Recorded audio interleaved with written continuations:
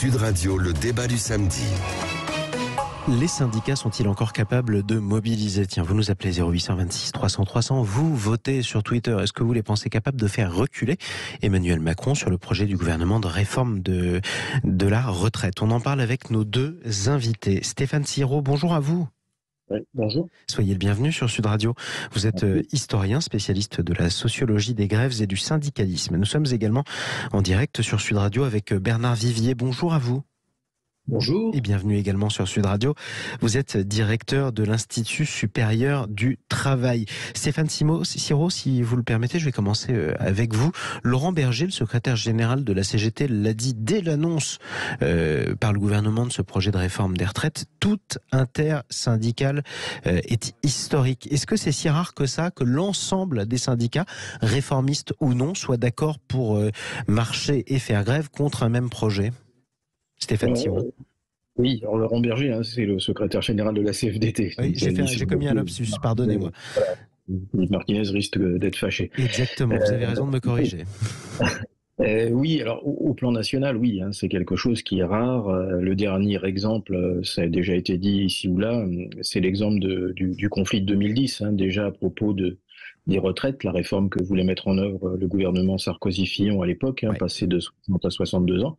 Mais en dehors, en effet, de cet épisode, la plupart du temps, les grands mouvements sociaux nationaux, depuis, si on remonte ne serait-ce qu'à 1995, se sont déroulés plutôt dans des situations de désunion. Alors bien sûr, après, au plan des entreprises, c'est une autre histoire. Il y a des intersyndicales qui se développent. Où là, l'unité est plus facile sur le terrain local. Quand on se connaît et qu'on se croise tous les jours, quoi. Voilà, elle est plus compliquée sur le terrain national. Alors, autre question avant de donner la parole à Bernard Vivier et à Mohamed, qui nous appelle de Perpignan au 0826 300 300. C'est quand la dernière fois qu'une intersyndicale a obtenu gain de cause, Stéphane Siro?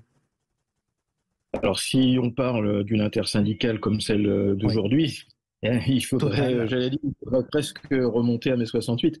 D'une certaine manière, les organisations syndicales ont pu faire reculer des gouvernements ou en tout cas obtenir des inflexions sur leurs projets dans des périodes plus récentes, mais dans des démarches au sein desquelles les organisations syndicales se sont trouvées nationalement ensemble pour mener une lutte plus générale. En effet, une cinquantaine d'années en arrière. C'est vraiment, mais ce qui est assez logique, parce que je dirais que le clivage entre ce qu'on appelle traditionnellement les syndicats ou le pôle dit réformiste, en tout cas que j'appellerais plutôt de partenariat social comme celui de la CFDT, et d'un autre côté les organisations syndicales contestataires qui sont plus campées sur le rapport de force, la CGT, ses partenaires habituels. Le fossé, le clivage, c'est quand même creusé, je dirais, entre ces deux champs du syndicalisme français, donc c'est assez logique. Et pourtant, ils prévoient de marcher ensemble jeudi. Est-ce qu'il peut y avoir beaucoup de monde dans la rue, Bernard Vivier? Est-ce que ces syndicats, CFDT d'un côté, CGT de l'autre, sont capables de mobiliser? Oui, ça vient d'être dit il y a très très longtemps que les organisations syndicales n'ont pas eu une démarche commune le même jour pour une même manifestation. Et là, ce sont 8 organisations syndicales, les plus importantes dans le pays, qui vont mobiliser. La question est de savoir si évidemment cette unité va durer. Et puis, deuxième grande question, c'est de savoir si l'unité syndicale tournée vers la manifestation et vers la grève est le moyen le plus efficace de produire du progrès social. Stéphane Siro vient de le dire, depuis mai 1968, il n'y a pas eu véritablement d'unité syndicale. Et pourtant, de très belles réalisations sociales ont été construites. Comment ? Par la négociation. Et pour négocier, il faut être deux. C'est là le cœur du problème, c'est que les organisations syndicales, qu'elles soient à tendance contestataire ou réformiste, ont en face d'elles un président de la République qui les consulte de temps à autre, mais qui ne les considère pas et qui ne leur donne pas à jouer un rôle de construction du social avec le patronat. Oui, comme par exemple la CFDT que le gouvernement et le président de la République ont essayé d'embarquer dans ce projet de réforme, et malgré le veto de Laurent Berger. 0826 300. Oui, il n'y a pas que la CFDT, il y a la CFTC, il y a l'UNSA, il y a aussi la CFCGC et même assez souvent Force ouvrière. Exactement. 0826 300 300 au fil à Perpignan. Mohamed, bonjour. Bonjour à vous, bonjour à vos invités, aux auditeurs, et merci de me donner la parole. Est-ce que vous pensez que les syndicats sont capables de mobiliser, de faire reculer Emmanuel Macron cette semaine ou pas ? Je pense qu'ils sont capables de mobiliser parce que ça fait longtemps qu'ils ne se sont pas mis tous ensemble pour faire une grève aussi importante. Et puis je pense qu'il y a déjà ceux qui sont à la retraite, ils ne savent pas à quelle sauce ils vont être mangés. Est-ce qu'ils auront les 1200 € ou pas?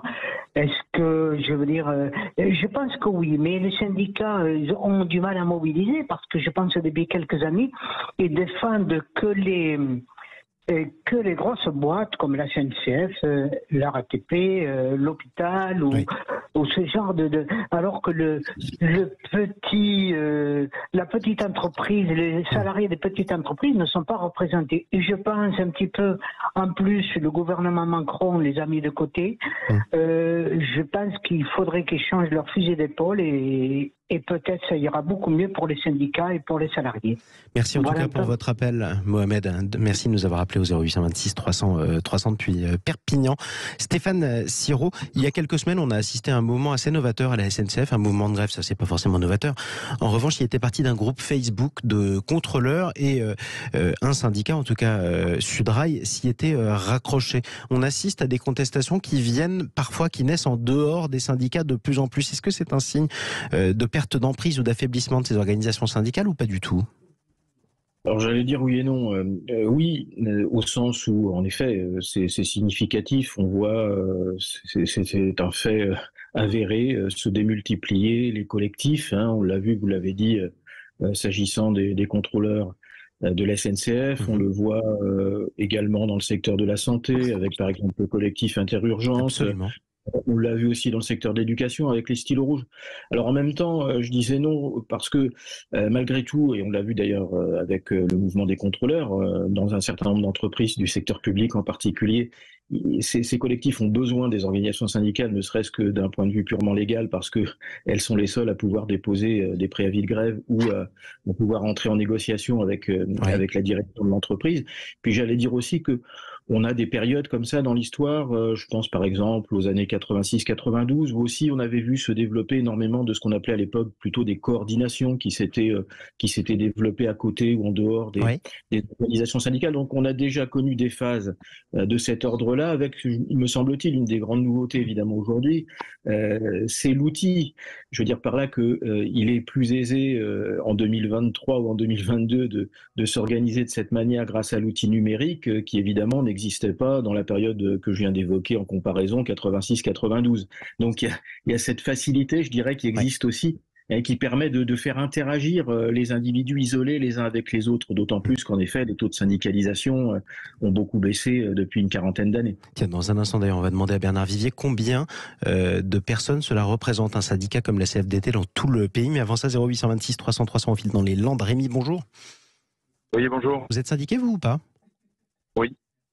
Je suis syndiqué à la CGT. En revanche, comme je disais hors antenne, oui, les syndicats vont mobiliser, j'en suis à peu près certain. En revanche, faire reculer le gouvernement, je n'y crois pas une minute. Pour faire le parallèle avec le mouvement des Gilets jaunes, on a bien vu ce qui s'est passé. Ça a duré quasiment 3 mois, je crois, de mémoire. Oh, plus, avant qu'il lâche avant qu'il lâche un petit chèque de 100 €. J'ai trouvé ce comportement assez déjà méprisant parce que je trouve que ce gouvernement il est plus tourné vers le 40, vers les discussions. Après, vers le 49, ça reste mon avis. Voilà, ça reste mon avis. Je ne détiens pas la vérité. Le faire reculer, je n'y crois pas. Très franchement, je n'y crois pas. Je pense, comme je disais hors antenne, qu'on pourrait faire grève en forçant le trait, on pourrait faire grève pendant 2 ans. Ils s'en foutraient complètement, quoi. Et pourtant, vous la ferez parce que vous êtes CGTiste et vous soutiendrez ce mouvement. Vous savez quoi je ne pense pas, pour une raison toute simple. Et sans faire de politique ou sans dire qu'il fallait voter Marine Le Pen. Mais il ne faut pas oublier que tout le monde a appelé à voter pour M. Macron. Et dans le programme, au second tour, dans le programme de M. Macron, c'était bien marqué la retraite aux 65 ans. Donc moi, je trouve un peu curieux qu'on appelle à voter pour quelqu'un, sachant très bien ce qu'il va mettre en place, et après dire attendez, oh là là, il est dangereux, il faut se battre contre lui. Eh ben, en tout cas, votre message sera passé. Vous avez le droit de partager votre avis sur Sud Radio. C'est pour ça qu'on vous le proposait. Merci de nous avoir appelé depuis les Landes au 0826 300 Je vous souhaite une bonne journée. Merci de m'avoir reçu. Très belle journée à vous aussi, Rémi. Très belle semaine à vous. Bernard Vivier, un cégétiste complètement désabusé comme Rémi qui nous appelle, qui dit de toute façon ils ne reculeront pas, qui se dit même, après tout, on n'avait pas forcément à appeler à faire barrage à l'extrême droite au second tour. C'est rare d'entendre ça. C'est quand même signe que le moral des troupes est pas très bon. Oui, votre auditeur n'est pas désabusé, il est un peu désabusé, mais il est très réaliste. Le gouvernement gouverne, et le gouvernement est décidé de mettre en œuvre cette réforme. Cette réforme est par nature impopulaire, parce que ce soit les retraités actuels ou les retraités futurs, c'est-à-dire monsieur et madame tout le monde, nous sommes tous concernés par une mesure qui va globalement réduire les avantages de la situation actuelle, mais avec un objectif: conserver le système de retraite par répartition et éviter un système de fonds de pension, de système de retraite par capitalisation. Éviter une privatisation des retraites. Voilà, c'est ça. Nous avons un système qui est très généreux, mais aussi très coûteux. Donc, le travail consiste aujourd'hui à trouver de nouveaux équilibres financiers. Le quoi faire est connu. Le quand le faire, c'est maintenant, et le qui doit le faire, c'est là la question. Les organisations syndicales ont été mises sur le banc de touche, ne peuvent pas discuter véritablement avec leurs interlocuteurs naturels, parler pénibilité, emploi des seniors, carrière longue. Ça, c'est du grain à moudre pour la négociation dans les branches entre patronat et syndicats. Et le gouvernement, aujourd'hui, dit non, moi je fais tout par moi-même. Un mot peut-être pour conclure, Stéphane Siro, est-ce qu'on peut s'attendre à un moment historique en termes de mobilisation? Pourquoi pas des grandes grèves comme en 95, où finalement, comme on le sentait, le moral n'est pas très bon du côté des troupes, des syndicats?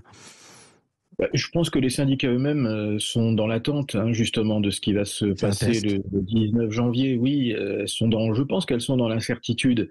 D'où d'ailleurs, quand on lit bien le communiqué de l'intersyndicale au soir de l'annonce des mesures par Elisabeth Borne, il y a une phrase qui dit que la mobilisation commence le 19 janvier et cherche à s'inscrire dans la durée. Mais il y a deux façons de s'inscrire dans la durée. Soit, comme en 2010, par exemple, par des journées d'action espacées, sur une durée de plusieurs semaines, voire de plusieurs mois, ou alors, en effet, des grèves reconductibles.